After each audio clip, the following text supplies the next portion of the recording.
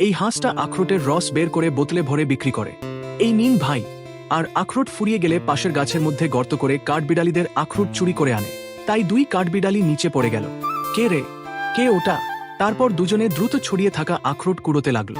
কিন্তু তখনই এক কাঠবিড়ালি বড় কিছু দেখতে পেল, একেবারে বিশাল আখরোট। সে ওখানেই থেমে গেল। তারপর দুজনে এই বড় আখরোট খাওয়ার জন্য পরিকল্পনা করতে লাগলো। কিন্তু আখরোট নড়ার নামই নিচ্ছিল না। তাই তারা কাঠি দিয়ে আখরোট নাড়াতে লাগলো। তখন একজন একটা পাথর তুলে কাঠির উপর আছাড় মারল। তা গিয়ে অন্য কাঠবিড়ালির গায়ে লাগে। বাপরে, লজ্জা বলে কিছু আছে। সে আবার পাথর তুলল। জয় মহেশ্বতী। Oh shit! আবার গিয়ে তাকে লাগলো। শেষ, উঠ, তোকে ছাড়ব না। এতে সে রেগে গেল। মাইরি! কিন্তু ধ্যাত, আবার নিজের গায়ে লাগলো। এ কি তামাশা লাগিয়ে রাখেছিস? এমন সময় তারা একটা বড় পাথর দেখতে পেল।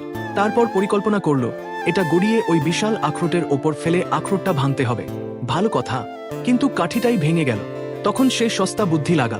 জয় মহারাষ্ট্র! কিন্তু কাঠিটা উড়ে গিয়ে গাছেই ঝুলে গেল। আর কাঠবিড়ালি আখরোট